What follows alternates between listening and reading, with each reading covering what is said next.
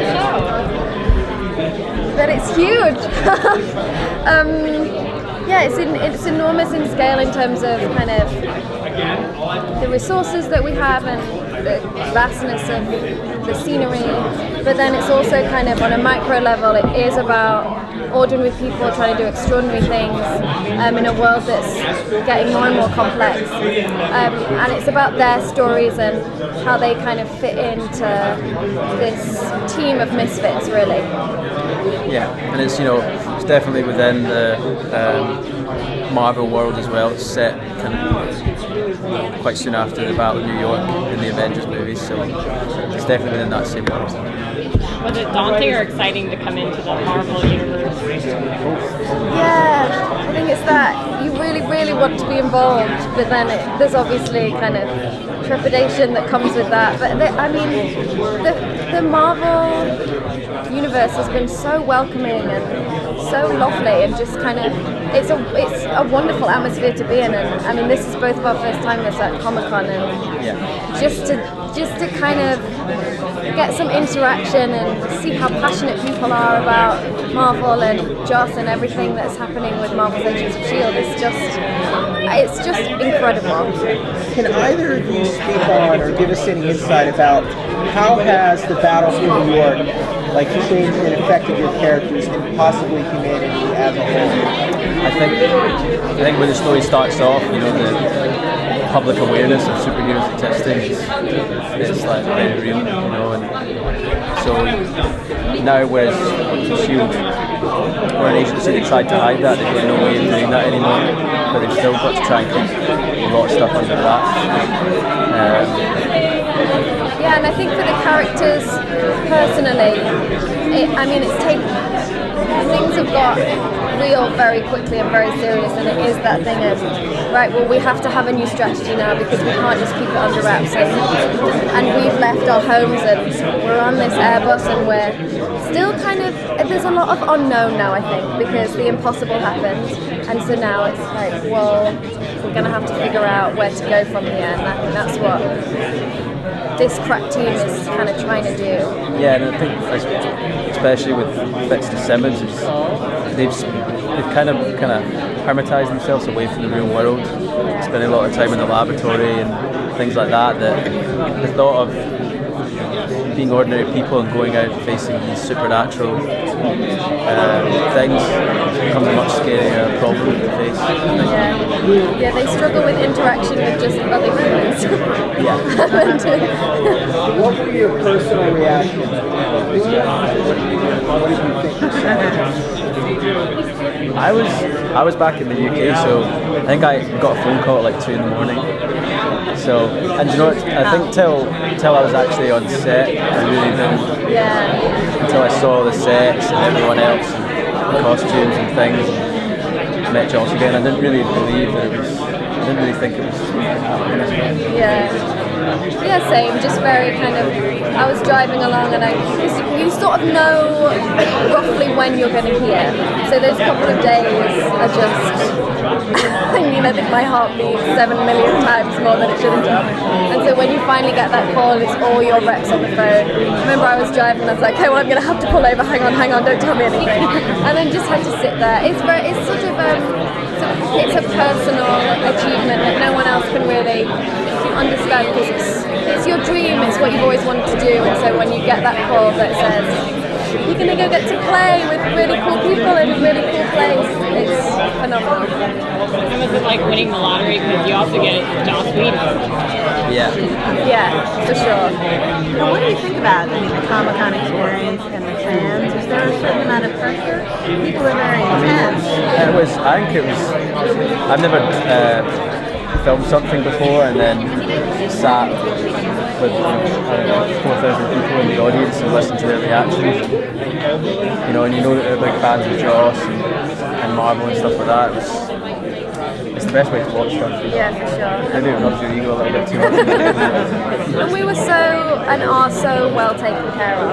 And the people behind the show, Marissa Tancrone, Jed Reed, Joss Whedon, Jeff Bell, Jeff Loeb, they're so like their blood is involved in the Marvel world and the Whedonverse, and they are huge fans themselves, and they put together a team of people that are huge fans. So it is daunting, but at the same time, it's so exciting because you just feel like, wow, all the ingredients are here to make something so special and kind of meaningful.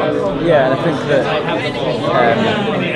number one, I think a lot of work that we're seeing with everyone, the writers are great, and we've got so many amazing ideas in store that a lot of the work's done for you with the great sets and the special effects. And then also with people like Clark being there, he's been a part of that world for a much longer time than we have.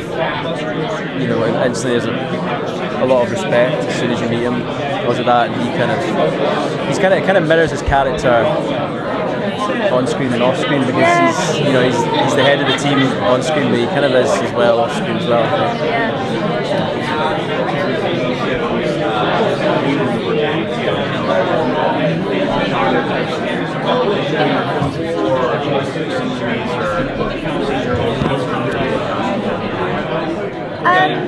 I mean, I'm partial to any like massive fights and explosions and stuff in movies, but I think really anything that has a great script and great characters that you can relate to, that's always what draws me to anything. I love comedy, but then I also love, like, you know, the new array of gritty dramas that are here where there isn't the kind of sheen to it, and then more produced stuff. I think as long as there's some sort of soul in there, then, you know, it definitely draws me in. Yeah. The Coulson character has really blown up. He's in comics now. He's in animation. He has an action figure. Have they asked you about could a figure like this appear in a comic? Could it appear in animation too, or in plastics form as an action figure? It could be a figurine. Would you like to see that? That's level 7. Classified information. Classified information. What do you think makes Joss stand out? What makes him such a unique voice? I think that he's created such a coherent world from something like the Avengers. And just in the sense of filming with him, is like you come on set with knowing all that and feeling like you're very the safest hands you can be in that situation, and knowing as well that when they're telling stories with a team, you know, a group of characters, he's kind of a master at that type of thing. And also at the same time, when you go in, even though there's a lot of rules I suppose you need to stick by in that world, he's very, like, you know, he's very open to everyone's ideas, and he always wants to try everything once and see how we can make something better if it's possible. And, so it gives you a lot of freedom as well, as it. I think I initially was so anxious about meeting him and just thinking like, oh my gosh, I'm going to see this god and I've got to audition in front of him, this is just ridiculous.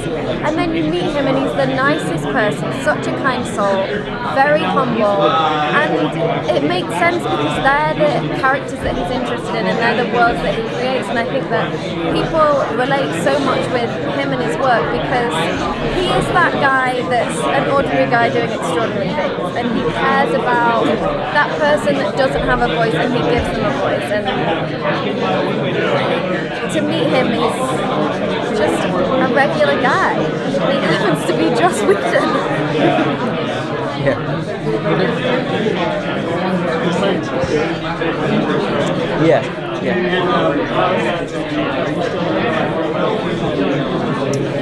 Yeah, I think there's a big.